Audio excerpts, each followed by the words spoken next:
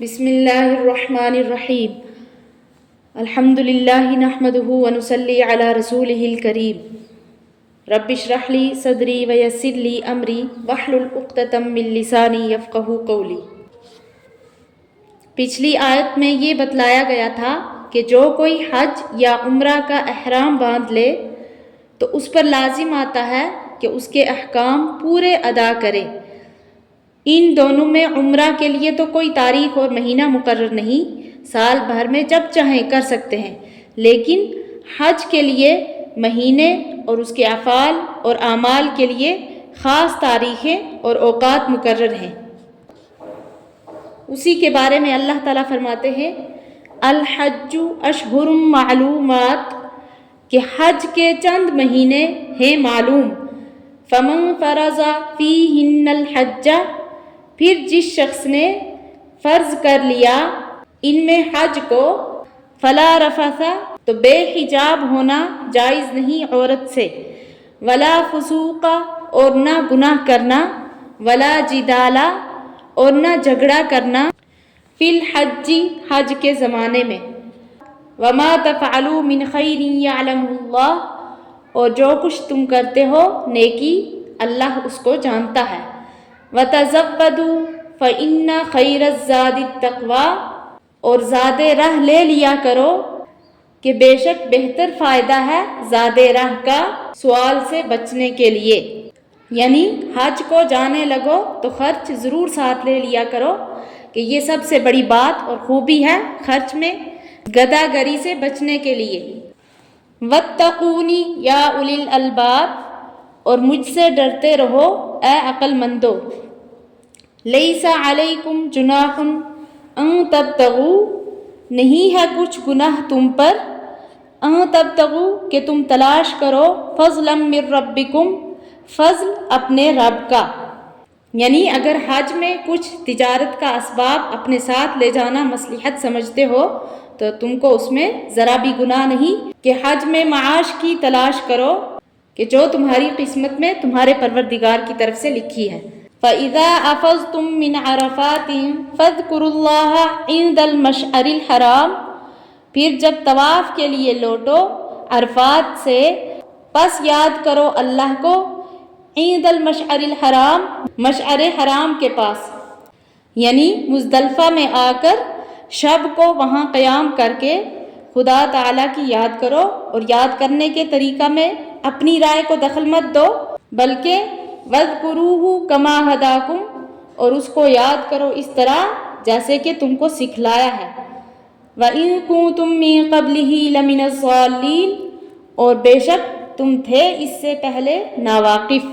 ضالین کے معنی یہاں پہ گمراہ کا نہیں کرنا، ناواقف کا کرنا ہے۔ ثُمَّ أَفِيضُوا، پھر لوٹو طواف کے لیے، مِنْ حَيْثُ أَفَاضَ النَّاسُ، جہاں سے سب لوگ لوٹے، وَاسْتَغْفِرُوا اللَّهَ، اور مغفرت چاہو اللہ سے، إِنَّ اللَّهَ غَفُورٌ رَحِيمٌ، بے شک اللہ تعالیٰ بخشنے والا مہربان ہے۔ یعنی اس میں اور بھی بات یاد رکھو کہ جیسا قریش نے دستور نکال رکھا تھا کہ تمام حجاج تو عرفات میں ہو کر پھر وہاں سے مزدلفہ کو آتے تھے، اور یہ مزدلفہ ہی میں رہ جاتے تھے، عرفات جاتے ہی نہ تھے، تو یہ جائز نہیں، بلکہ تم سب کو خواہ قریش ہوں یا غیر قریش ضروری ہے کہ اسی جگہ ہو کر واپس آؤ جہاں اور لوگ جا کر وہاں سے واپس آتے ہیں، اور حج میں پرانی رسموں پر عمل کرنے سے اللہ تعالیٰ کے سامنے توبہ کرو، یقیناً اللہ تعالیٰ معاف کر دیں گے اور مہربانی فرما دیں گے۔ جاہلیت میں بعضوں کی تو یہ عادت تھی کہ حج سے فارغ ہو کر مینا میں جمع ہو کر اپنے آباء و اجداد کو فخر کے ساتھ فضائل بیان کرتے تھے، تو حق تعالیٰ بجائے اس بیہودہ شغل کے اپنے ذکر کی تعلیم کے لیے فرماتے ہیں فَإِذَا قَضَيْتُم مَّنَاسِكَكُمْ، کہ پھر جب تم پورے کر چکو اپنے حج کے کام کو، تو فَاذْكُرُوا اللَّهَ، تو بس اللہ کو یاد کرو، كَذِكْرِكُمْ آبَاءَكُمْ، جیسے کہ تم یاد کرتے ہو اپنے باپ دادو کو، او اشد ذکرا، بلکہ اس سے بھی زیادہ یاد کرو۔ اور بعضوں کی عادت یہ تھی کہ حج میں ذکر تو اللہ تعالیٰ ہی کا کرتے تھے، لیکن چونکہ آخرت کے قائل نہ تھے تو لہٰذا تمام ذکر ان کا صرف دنیا کے لیے دعا مانگنا ہوتا تھا۔ حق تعالیٰ صرف دنیا طلبی کی مذمت بیان فرما کر بجائے اس کے دونوں جہان کی بلائی طلب کرنے کی ترغیب دینے کے لیے فرماتے ہیں فَمِنَ النَّاسِ مَن يَقُولُ کہ پھر جو کوئی آدمی کہتا ہے ربنا اے ہمارے رب آتنا فی الدنیا ہم کو دے دنیا میں وما لہ فی الآخرۃ من خلاق اور اس کے لیے آخرت میں کچھ حصہ نہیں۔ ومنہم من یقول ربنا آتنا فی الدنیا حسنہ اور کوئی ان میں کہتا ہے کہ اے ہمارے پروردگار ہم کو دنیا میں خوبی دے وفی الآخرۃ حسنہ اور آخرت میں بھی خوبی دے وقنا عذاب النار اور بچا ہم کو دوزخ کے عذاب سے۔ اولئک لہم نصیب مما کسبوا تو انہی لوگوں کے لیے ہے حصہ اپنی کمائی سے۔ واللہ سریع الحساب اور اللہ جلد حساب لینے والا ہے۔ وَاذْكُرُوا اللَّهَ اور یاد کرو اللہ کو فی ایام معدودات ان گنے چنے چند دنوں میں۔ چند گنے چنے دنوں سے مراد یعنی مینا کے اندر خاص طریقہ سے اللہ تعالیٰ کا ذکر کرو۔ وہ خاص طریقہ کنکریوں کا خاص 3 پتھروں پر مارنا ہے، اور وہ کئی روز سے مراد 10ویں 11ویں اور 12ویں تاریخیں ذی الحجہ کی ہیں، یا 13ویں بھی کہ ان میں کنکریاں ماری جاتی ہیں۔ فَمَن تَعَجَّلَ فِي يَوْمَيْنِ پھر جو کوئی جلدی چلا گیا 2 ہی دن میں فَلَا إِثْمَ عَلَيْهِ تو اس پر کچھ گناہ نہیں، یعنی جو کوئی کنکریاں مار کر 10ویں تاریخ کے بعد 2 دن میں مکہ واپس آنے میں جلدی کرے تو اس پر بھی کچھ گناہ نہیں۔ وَمَن تَأَخَّرَ اور جو کوئی تاخیر کرے فَلَا إِثْمَ عَلَيْهِ تو اس پر بھی کچھ گناہ نہیں۔ لِمَنِ اتَّقَى یہ اس کے لیے ہے جو ڈرتا ہو۔ وَاتَّقُوا اللَّهَ اور ڈرتے رہو اللہ سے۔ وَاعْلَمُوا اور جان لو کہ أَنَّكُمْ إِلَيْهِ تُحْشَرُونَ کہ تم اسی کی طرف جمع کیے جاؤ گے۔ یعنی ان 2 دن میں مکہ واپس آنے میں دیر کرے، یعنی 12ویں تاریخ کو نہ آئے بلکہ 13ویں تاریخ کو آئے تو اس پر بھی کچھ گناہ نہیں، اور یہ سب باتیں اس شخص کے لیے ہیں جو اللہ سے ڈرے۔ شروع میں جو آیت پڑھی تھی الحج اشہر معلومات، اشہر یہ شہرن کی جمع ہے جس کے معنی ہے مہینہ۔ اس میں یہ بتلایا کہ حج کا معاملہ عمرہ کی طرح نہیں ہے، اس کے لیے کچھ مہینے مقرر ہیں جو معروف اور مشہور ہیں، اور وہ مہینے شوال، ذی القعدہ اور 10 روز ذی الحجہ کے ہیں، جیسا کہ حدیث میں بروایت ابو امامہ اور ابن عمر رضی اللہ عنہ سے منقول ہے۔ تو شوال سے حج کے مہینے شروع ہونے کا حاصل یہ ہے کہ اس سے پہلے حج کا احرام باندھنا جائز نہیں۔ تو اس کے بعد فرمایا فَمَن فَرَضَ فِيهِنَّ الْحَجَّ فَلَا رَفَثَ وَلَا فُسُوقَ وَلَا جِدَالَ فِي الْحَجِّ تو اس میں حج کا احرام باندھنے والے کے لیے کچھ منفی آداب اور احکام کا بیان ہے جن سے حالت احرام میں پرہیز کرنا لازم اور واجب ہے۔ تو وہ 3 چیزیں ہیں رفث، فسوق اور جدال۔ رفث سے مراد عورت سے مباشرت اور اس کے مقدمات، یہاں تک کہ زبان سے عورت کے ساتھ اس کی کھلی گفتگو بھی داخل ہے۔ محرم کو حالت احرام میں یہ سب چیزیں حرام ہیں۔ فسوق کے لفظی معنی خروج کے ہیں، تو اصطلاح قرآن میں عدول حکمی اور نافرمانی کو فسوق کہا جاتا ہے، جو اپنے عام معنی کے اعتبار سے سب گناہوں کو شامل ہے۔ اسی لیے بعض حضرات نے اس جگہ عام معنی ہی مراد لیے ہیں، مگر حضرت عبداللہ بن عمر رضی اللہ عنہ نے اس جگہ فسوق کی تفسیر محظورات احرام سے فرمائی ہے، یعنی وہ کام جو حالت احرام میں ممنوع اور ناجائز ہے، اور یہ ظاہر ہے کہ اس مقام کے مناسب یہی تفسیر ہے، کیونکہ عام گناہوں کی ممانعت احرام کے ساتھ خاص نہیں، ہر حال میں حرام ہے۔ وہ چیزیں جو اصل سے گناہ نہیں مگر احرام کی وجہ سے ناجائز ہو جاتی ہیں 6 چیزیں ہیں۔ اول عورت کے ساتھ مباشرت اور اس کے تمام متعلقات، یہاں تک کہ کھلی گفتگو بھی۔ دوسرے، بری جانوروں کا شکار خود کرنا یا شکاری کو بتلانا۔ تیسرے، بال یا ناخن کٹوانا۔ اور چوتھے، خوشبو کا استعمال۔ یہ 4 چیزیں تو مرد اور عورت دونوں کے لیے حالت احرام میں ناجائز ہیں۔ باقی 2 چیزیں مردوں کے ساتھ خاص ہیں، یعنی سلے ہوئے کپڑے پہننا اور چھٹے، سر اور چہرے کو ڈھانپنا۔ تو امام اعظم ابو حنیفہ رحمۃ اللہ علیہ اور امام مالک رحمۃ اللہ علیہ کے نزدیک چہرہ کو ڈھانپنا حالت احرام میں عورت کے لیے بھی ناجائز ہے۔ تیسری چیز ہے جدال، اور جدال کے معنی ایک دوسرے کو بچھاڑنے کی کوشش کے ہیں، تو اس لیے سخت قسم کے جھگڑے کو جدال کہا جاتا ہے۔ اس جگہ جدال کے معنی یہ لیے ہیں کہ جاہلیت عرب کے لوگ جہاں ٹھہرنے کی جگہ ہوتی تھی ان میں اختلاف رکھتے تھے۔ کچھ لوگ عرفات میں وقوف کرنا ضروری سمجھتے تھے جیسا کہ حقیقت ہے، اور کچھ مزدلفہ میں وقوف ضروری کہتے تھے، عرفات میں جانے کو ضروری نہیں سمجھتے تھے۔ اسی طرح حج کے اوقات کے معاملہ میں بھی اختلاف تھا، کچھ لوگ ذی الحجہ میں حج کرتے تھے اور کچھ ذی القعدہ ہی میں کر لیتے تھے۔ پھر ان معاملات میں آپسی ان کے جھگڑے ہوتے تھے تو ایک دوسرے کو گمراہ کہتے تھے۔ قرآن کریم نے لا جدال فرما کر ان جھگڑوں کا خاتمہ فرمایا، اور جو بات حق تھی کہ وقوف فرض عرفات میں اور وقوف واجب مزدلفہ میں کیا جائے اور حج صرف ذی الحجہ کے ایام میں کیا جائے، اس کا اعلان کر کے اس کے خلاف جھگڑا کرنے کو ممنوع کر دیا۔ اور اس کے بعد جو فرمایا ہے وَمَا تَفْعَلُوا مِنْ خَيْرٍ يَعْلَمْهُ اللَّهُ، یعنی کہ حج کے ان مبارک دنوں میں صرف انہی چیزوں سے جو منع کی گئی ہیں بچنا ہی نہیں، بلکہ غنیمت جان کر عبادت اور ذکر اللہ اور نیک کاموں میں لگے رہو۔ تو جو بھی نیک کام کرو گے وہ اللہ کے علم میں ہے اور تمہیں اس پر بڑے انعامات ملیں گے۔ اور آگے ہے وَتَزَوَّدُوا فَإِنَّ خَيْرَ الزَّادِ التَّقْوَىٰ، کہ اپنے ساتھ راستے کے لیے کچھ خرچہ بھی لے جانا چاہیے۔ اس میں ان لوگوں کی اصلاح ہے جو حج اور عمرہ کے لیے بے سر و سامانی کے ساتھ نکل کھڑے ہوتے ہیں اور دعویٰ یہ کرتے ہیں کہ ہم اللہ پر توکل کرتے ہیں، تو پھر راستہ میں بھیک مانگنا پڑتی ہے۔ آگے جو آیت ہے لَيْسَ عَلَيْكُمْ جُنَاحٌ أَن تَبْتَغُوا فَضْلًا مِّن رَّبِّكُمْ، یعنی تم پر اس میں کوئی گناہ نہیں کہ تم سفر حج میں تجارت یا مزدوری کے ذریعہ کچھ روزی کماؤ۔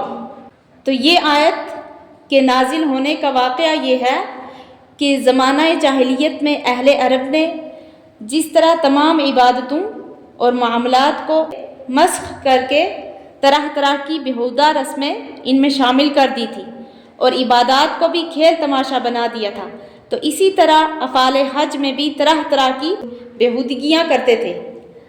مینا کے عظیم اجتماع میں ان کے خاص خاص بازار لگتے تھے، نمائش ہوتی تھی۔ تو اسلام آیا اور حج مسلمانوں پر فرض کیا گیا تو ان تمام بیہودہ رسموں کو ختم کیا گیا۔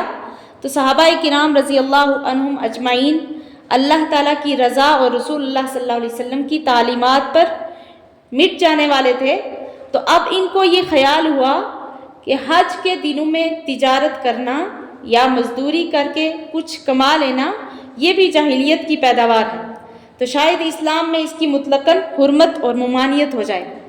یہاں تک کہ ایک صاحب حضرت عبداللہ بن عمر رضی اللہ عنہ کے پاس آئے اور یہ سوال کیا کہ ہمارا پیشہ پہلے سے یہ ہے کہ ہم اونٹ کرایہ پر چلاتے ہیں، تو کچھ لوگ ہمارے اونٹ حج کے لیے کرایہ پر لے جاتے ہیں، ہم ان کے ساتھ جاتے ہیں اور حج کرتے ہیں، تو کیا ہمارا حج نہیں ہوگا؟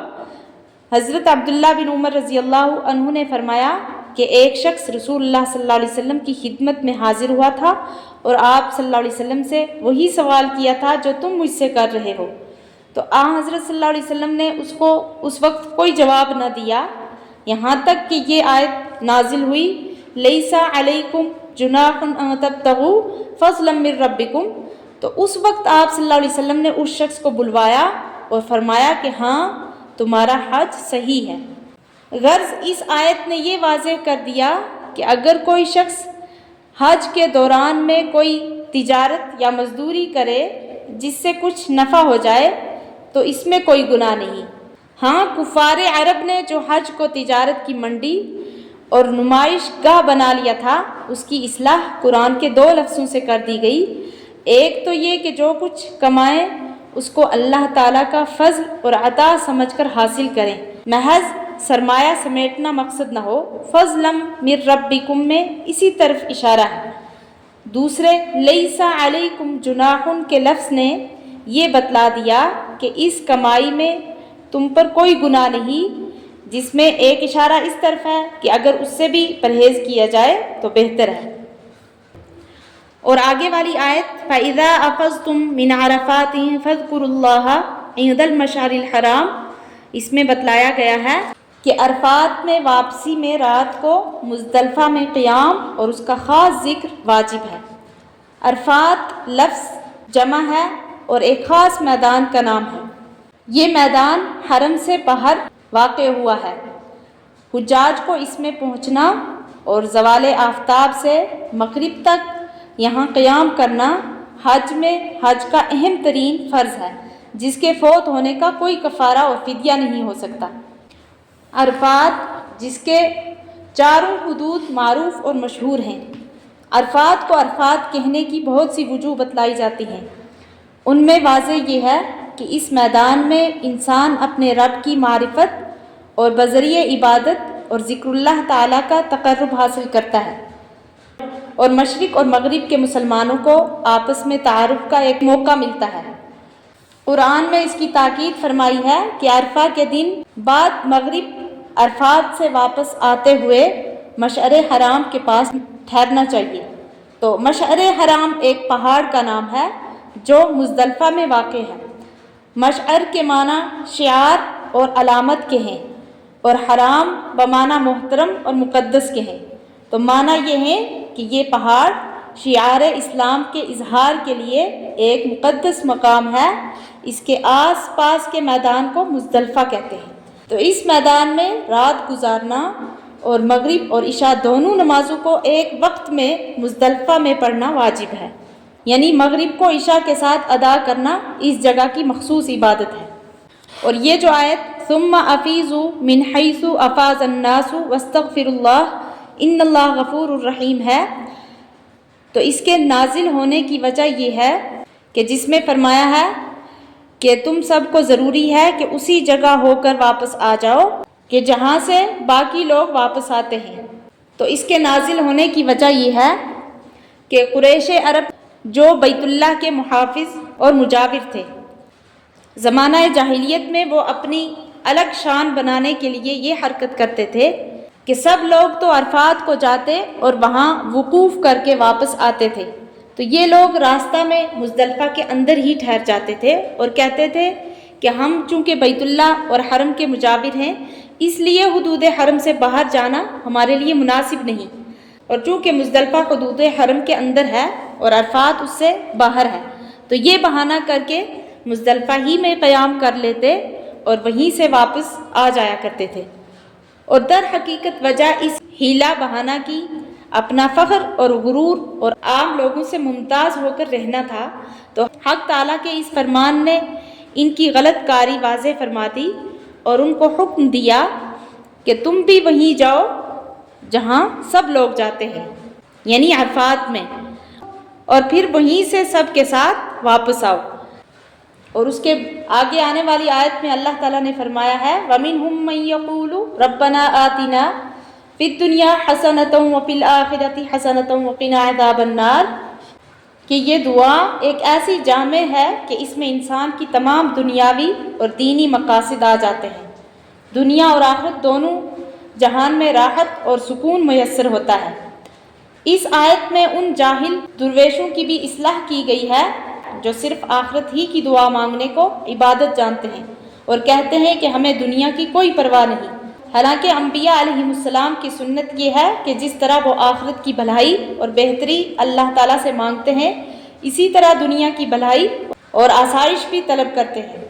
جو شخص دنیاوی حاجات کے لیے دعا مانگنے کو تقوی اور بزرگی کے خلاف سمجھے وہ انبیاء علیہ السلام کے مقام سے بے خبر اور جاہل ہے۔ ہاں صرف دنیاوی حاجات ہی کو مقصد زندگی نہ بنائے۔